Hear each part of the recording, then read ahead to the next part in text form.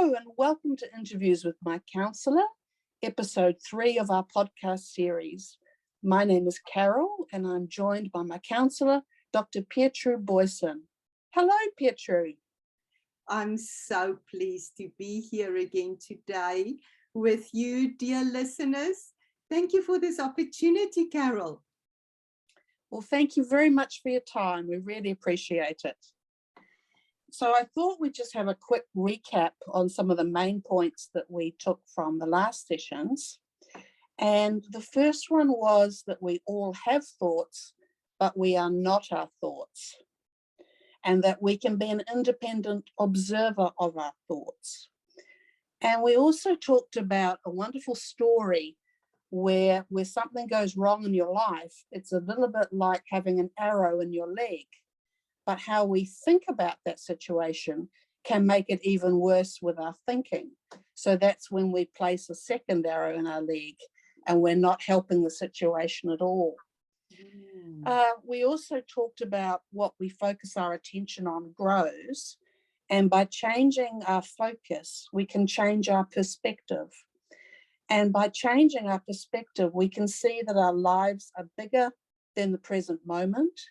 Our lives are bigger than our illness or our current emotional state, and that we are not defined by our illness.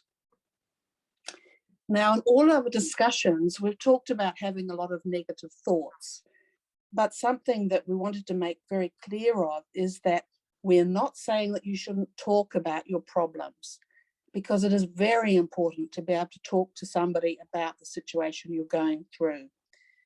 And we're also not saying it isn't normal to get feelings, and it's very important to be able to process those feelings. So as we move forward in this discussion, we'd love it if you kept those two things in mind. What we are concerned about today, though, is when we have the same negative thoughts over and over. And that leads to today's topic. Would you like to introduce that, please, Petro? Yes, Carol, thank you for that lovely recap. And absolutely, you are referring to rumination. And rumination is such a big topic to discuss and so important. And of course, if we say rumination, we're referring to that thing that we all do at times when we overthink something, when we mulling a storyline over and over again and again, when we're replaying a certain event of the past or something that may come up, and we are replaying and rethinking, or we are even playing something out that in our thinking that's not happened yet, and we're getting all caught up in that mulling over of the particular event or possible future event. So that's what we call rumination, and we're going to talk today about what that is and why it is so important to understand this. But let me first of all check in with you, Carol. What changed for you when you learned about rumination? Yes, well, I can admit to being a frequent flyer when it came to rumination. I can testify to that. And it was only by being, yes, it was only by being an independent observer of my thoughts that I was able to break the rumination patterns. And I'm not saying that I don't still have times when that happens, but by examining my thoughts, then I found that I had freedom over my thoughts and that I could find some spaciousness in my life. Oh, wonderful. Oh, just what a wonderful reply there. And you know, Carol, I'm so glad that we can say to people, this is not something that just some people experience. This is what minds do. So it's something we all experience. And the more we can see it, the more we know what it's about, the more we get to what you are describing just there in terms of that spaciousness and that freedom. You know, Carol, I think about the quote from Epictetus, the Greek philosopher, who said, "We are not disturbed by what happens to us, but by our thoughts or views about what happens to us." That's also a good one. Hi. That's fantastic. Yeah.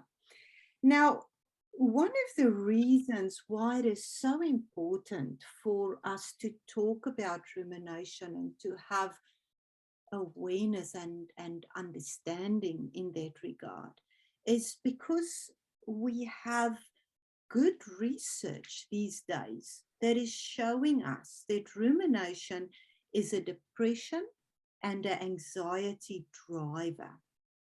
So let's see how this all works. So as we referred to before, when we mentioned the research of Lisa Feldman-Barrett, we said that our brains and our minds evolved for prediction rather than for accuracy. Now, what that's about and why that is so, our minds wants to help us. Our minds wants to get us to security and safety fast. Our minds think security is knowing what's going to happen. So we would think and rethink something that's happened before, something that's currently happening, or a possible future event. And as we said in previous episodes, as we focus on something, we are also reliving that we are focused on, that which we are concentrating on. So we think that if we think hard enough, we can figure it out. That way, we will hopefully prevent something bad from happening in the future. So if you think about a difficult thing that you've experienced before, just notice how much thought you've already put into that. We do that, hey? When something difficult happens, we get caught up and we think about the ifs and the maybes and the shoulds and the oughtas. And by the time we realize that we're ruminating, lots and lots of thought had already gone into a particular happening. And just by the way, as we notice, lots and lots and lots of thoughts had gone into a particular event, we also noticed that we didn't really come up with something new. We didn't really come up with an so-called answer. But I'm getting ahead of myself. I'll say more about that later. So this overthinking that we do, dear listener, that is fear-based. It's fear-based so that we can try and be in control, so that we can try and know, so that we can try and be safe and prevent painful things from happening. So it's not because, we're funny or whatever. It's really to try and protect ourselves. And especially if we think about how we might think about future possibilities, this also requires lots of imagination. So, dear listener, as you can hear, we can terrorize and traumatize and re-traumatize ourselves through rumination. We can, we can get completely caught up and stuck in this busy mind and the experience of this busy mind.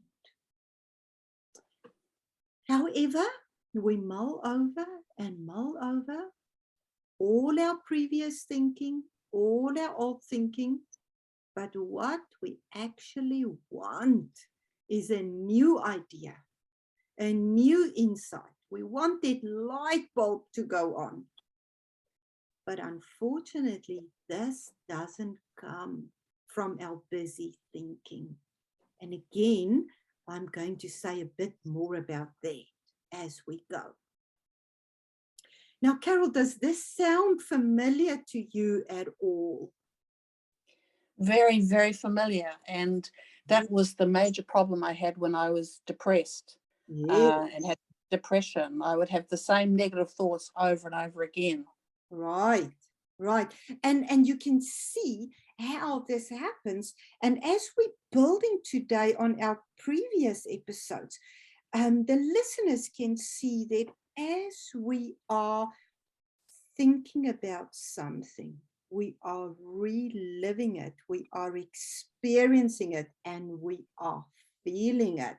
And that also impacts our neurochemistry. So no wonder that feeds depression and anxiety. So as we said before, this is not just some people. This is not, something to criticize. This is what minds do. We don't have to also turn into the thought police and go, I will now check all my thoughts and let nothing slip. Oh, goodness. Can you imagine how exhausting? We don't have to fix anything. We just need to see it innocently. That's how the mind works. And for the mind to try and help us, to try and look after us, try and keep us safe, Carol, it compares, it evaluates, it narrates, it organizes, it categorizes, it describes, it controls, it interpretates, it makes meaning, it reminds, it reports, it problem solves, it tells stories, and so much more. And all of that from a very personal angle, with us usually right in the middle of the story. All just to know, all just to keep us safe. And the more the mind knows or thinks it knows, the more it predicts or thinks it can predict. And the more it predicts, the more it thinks it knows. In this process, it looks for patterns, for meaning, it tends to generalize, and it tries to get certainty through all of that. And how much of that, by the way, never happens? Yeah. But how we end up feeling in the midst of this thought storm is usually quite caught up, quite contracted, quite restricted. And as you remember, we said thoughts and feelings are super changeable. Now, dear listener, do you remember that from previous episodes? We said thoughts and feelings move through and it's super changeable. And as soon as we are not feeding a line of thinking, a new thought comes along. A new experience appears. And they tell us that the life cycle of a thought, and emotion is 90 seconds. And if we don't feed that, it is over in 90 seconds. And just a little side note, there's a neurologist by the name of Jill Bolte Taylor, who, if I remember correctly, at the age of 37, experienced a stroke. And she recovered, and she wrote a book called My Stroke of Insight. And it is quite an amazing read. And in that book, she also talks about this 90-second life cycle of a thought, and that we have the power to let it move through and not feed it. Now, listeners, I will absolutely encourage you to go and look at the book of Jill Bolte Taylor, but also she's got a TED Talk where she talks about her experience, and it's very insightful. Anyhow, so as I said, that's the side note. Yeah, Carol, have you heard of that one? No, I haven't. Yeah, do check out that TED Talk. It is fascinating. Now, you would know that I have recently been on a little trip, and all the way in the car, I was listening to her audiobook. And yeah, I thought, man, everybody should listen to this. Anyhow, but back to rumination. So, listeners, as the observer, observing these thought storms that we're talking about, once we take that position as observer, we allow it to move through us. So in the 90 seconds that we spoke about, if we're not feeding it and we're just observing it, we allow it to move through us. Now, I seem to have Jill Bolte Taylor on my mind, and again, I'm reminded in a book, she says something about that unhelpful thoughts would come along, and how she found she just had the power to say, no, thank you. I don't need that right now. That's not helpful. Be on your way. And literally, we are able to notice those thoughts and say, no, thank you. That's not what I need right now. Anyhow, so seeing it for what it is, an innocent process that we all get of how our minds work. Therefore, change doesn't lie in a lot of hustling and efforting and fixing. Change lies in new seeing and new understanding and acceptance, rather than forcing and wrestling. And as I say that, I'm reminded of that beautiful metaphor of the blue sky. And you know, dear listeners, some of us live in areas where we get a lot of cloud cover. And when we perhaps fly somewhere and we go up in the aeroplane and we fly through the cloud cover, what do we see on the other side of the clouds? The blue sky. And from the ground, you would have just noticed the grey clouds, the cloud cover. And then thinking about how the clouds and the weather patterns come and go, but they don't. Sometimes it feels like it lingers for a while, but it doesn't stay. It moves along, and before you know it, we can see the blue sky again. So I liken that to the blue sky is who and what we are at our core. We get weather, we get thought storms. That's the experience we get. That's not who we are.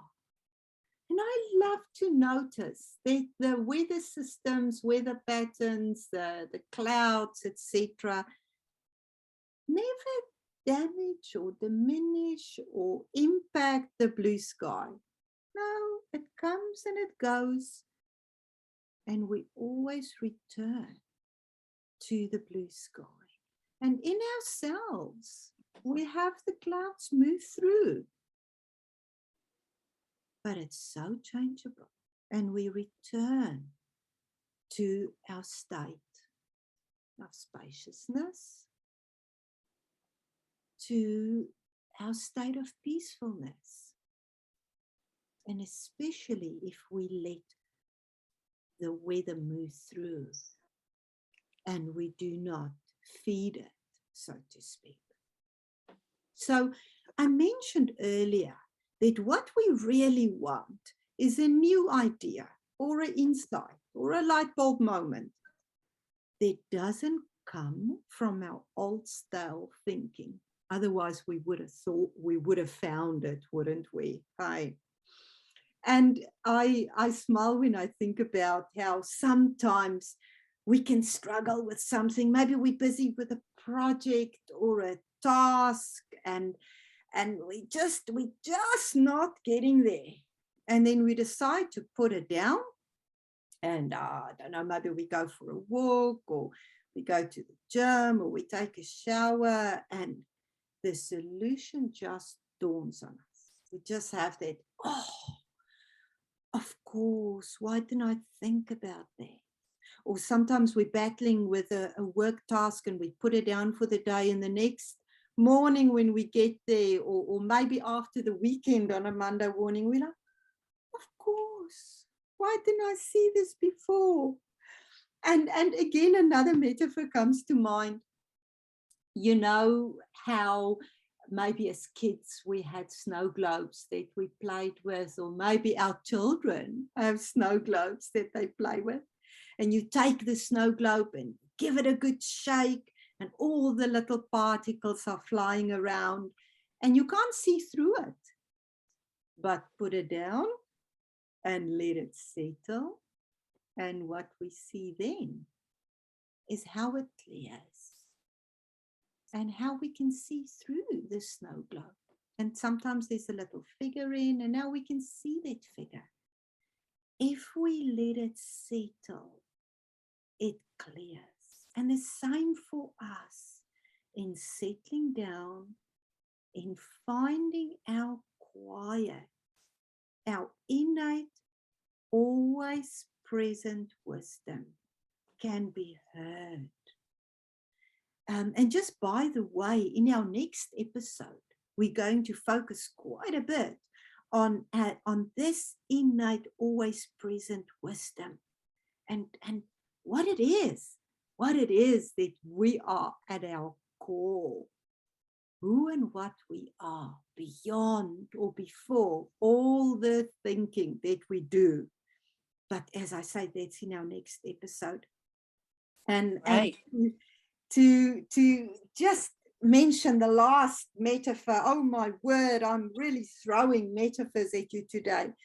But I also think about a big marching brass band and the delicate music of the flute. And if the big marching brass band is having a go, it's not so easy to hear the delicate flute. But if that brass band quiets down, we hear the beautiful sounds from the flute. So, Carol, I wonder about your experience. I wonder what you have seen to find your quiet inside, and what made sense to you Great. Well, thank you, Petro. It's interesting to me because in my life, I've had the tragedy of losing my husband, and I've had stresses and strains like everybody else has. And one thing that I come back to whenever something bad happens is my first thoughts are, it's not fair. Yeah. Why is this happening to me? Why is this happening to us? We don't deserve it. Why do bad things happen to good people? And I get into a state of anger and stress and frustration as my focus builds and builds and builds on saying it's not fair. Yes. And what's interesting to me is that recently my lovely father passed away. And that's a very sad event in our lives because he looked after us and became a surrogate father to my beautiful daughter when my husband died. So he's been a very major part of our lives. Yes. And so obviously I'm going through, and the family is going through grief, and we're processing that grief, and we're allowing ourselves just to feel as we feel and to shed as many tears as we need to. But something that has really helped me by examining the way I'm thinking is to try to focus on a different path. And that's the path of gratitude.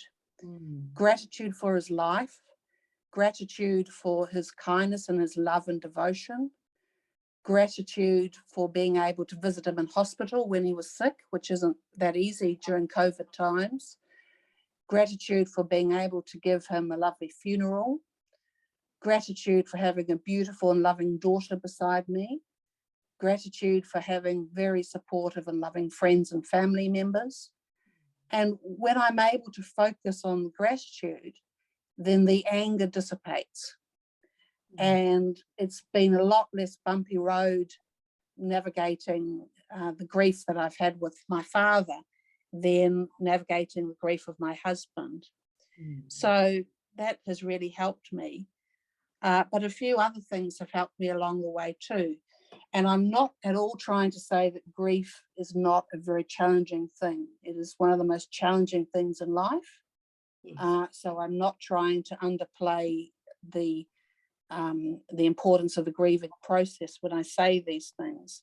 But becoming an observer of my thoughts was the first thing that has given me some mental freedom in dealing with this.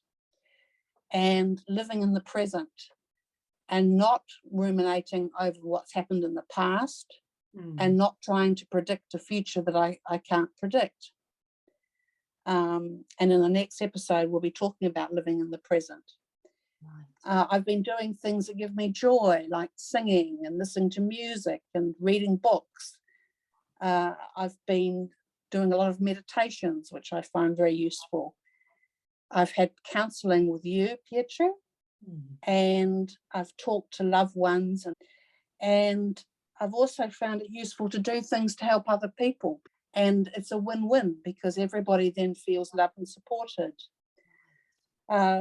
Something my mother always said to me, which I find very useful, is to write things down and form a plan and take steps to achieve a goal from writing things down. In the past, I've had to use medication to help me with this, as well as counselling. So all those aspects are helping me and my family cope with this loss. But what I find liberating is the thought that we can change our thoughts. We can let the ones that are destructive to us float through and not entertain them, not give them tea, as Petro said in our last session. We're just letting the doors open and the thoughts pass through. And I also had a question that I wanted to answer from a dear friend of mine who said, how do you know when you need counselling? For me, it was when I was just having a continual barrage of negative thoughts that I couldn't get over, and that medication and talking to friends was not actually helping me break through those thoughts. So that's when I sought out a professional, and that has changed my life. And I also think that, you know, every now and again I'll contact Petro for another chat, and usually when there's a life challenge that's facing me, and I found it really therapeutic. So this is why I wanted to do these sessions, was to offer some insights that I've been lucky enough to get over the years. So that answers that question. Is there anything else you wanted to bring up, Petro, before the meditation? No, Carol, that was so beautifully said. Thank you for that. And thank you so much for sharing that very personal aspect about grief and about your grief. And I know that is going to be helpful and a blessing to other people, to somebody out there that's battling with that right now. So thank you so much for sharing all of that. My pleasure. Now, shall we then at this point go on to do a little meditation again? That would be lovely, please. Right. So let's say, dear listeners, if you can begin to find a comfortable way of sitting or lying down, just make yourselves comfortable, find a space where you feel ready to join us in this meditation. And then as you are ready to do so, I'm going to invite you to start to close your eyes. But notice that you don't have to. You can also just lower your gaze if that is what you are comfortable with. Right, so let's start to notice our breathing. Let's just notice those inhales and exhales. And notice how your inhales and exhales have a rhythm of their own.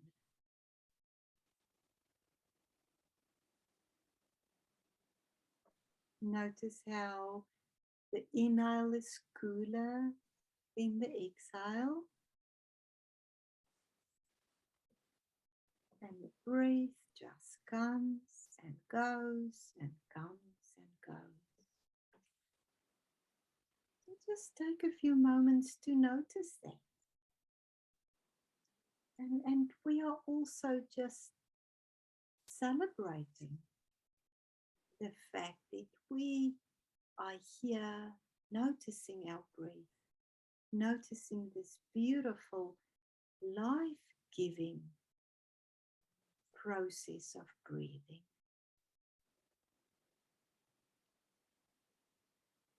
So now I'm going to ask you to start to notice the location from where you are focusing or noticing from. So when I say notice the inhale and the exhale, what is the location from which you are doing that focusing? Usually it's from just behind or above the eyes.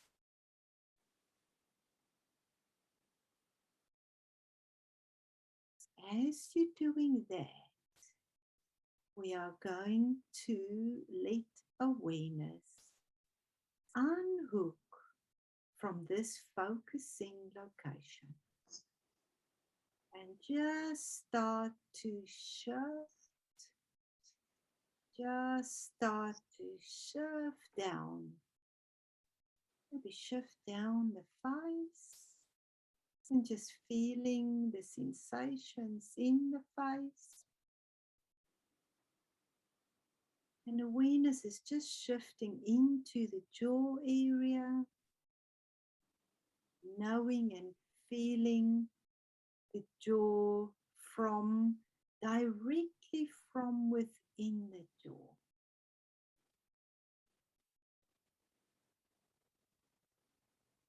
And awareness continues on to just move through the body, knowing the body directly from within.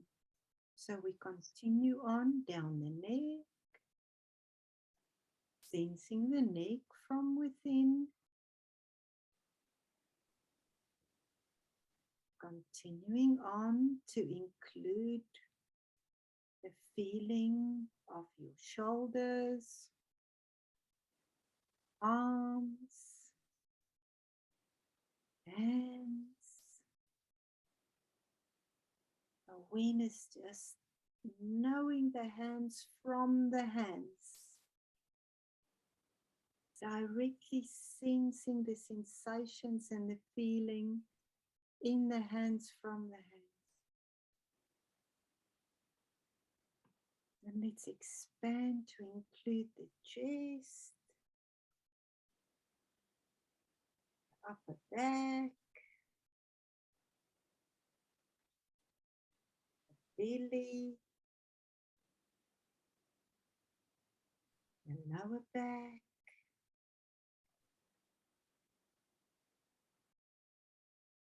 and awareness continues to include hips, thighs, legs. Notice how awareness is noticing the volume, the heaviness of the legs.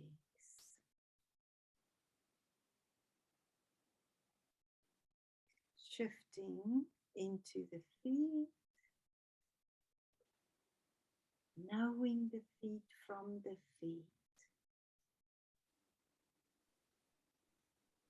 knowing all the areas of the body directly from within the body. So awareness is now aware of your entire body, head to toe.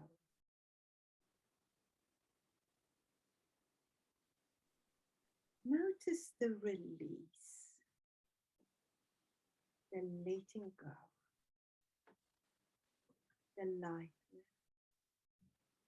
the deep relaxation.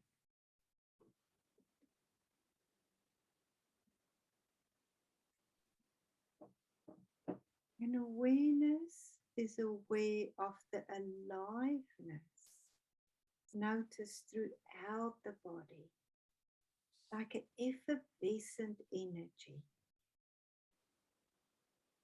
And we're just enjoying hanging out in our bodies, enjoying noticing this effervescent energy flowing and floating through our bodies.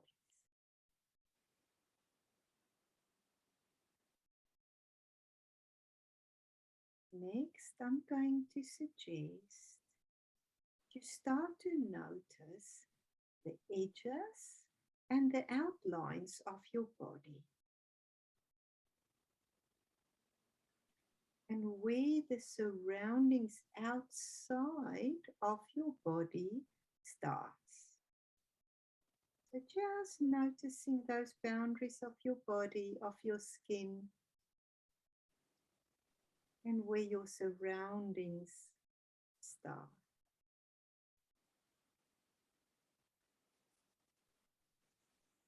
Notice how your body is present in a continuous, fluid space.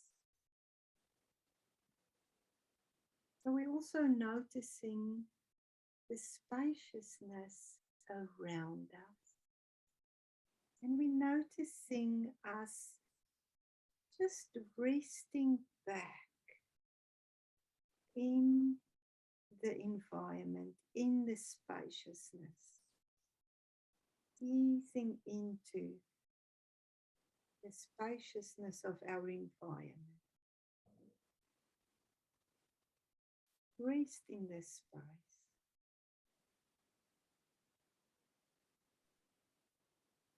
Notice the feeling of being held, being loved,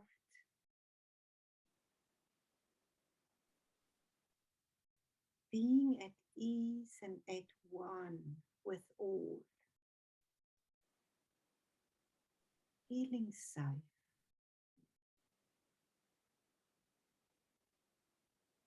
And just take a moment or two to just enjoy this moment of feeling at ease.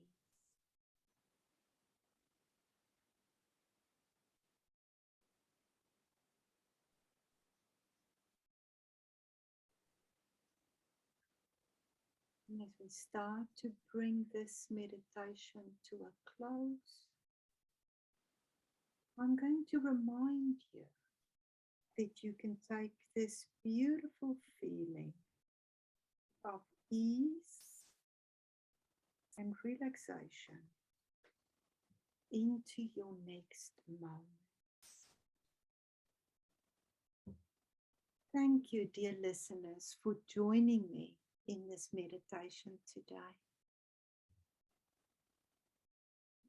Thank you very much, Petro. That was fantastic. Oh, thank you, Carol. Well, we look forward to our next episode, which is on living in the presence and in the present and who we are at our core. And we'll look forward to catching up with listeners then. Absolutely. In the meantime, dear listeners, enjoy. Talk to you soon. Goodbye. Bye.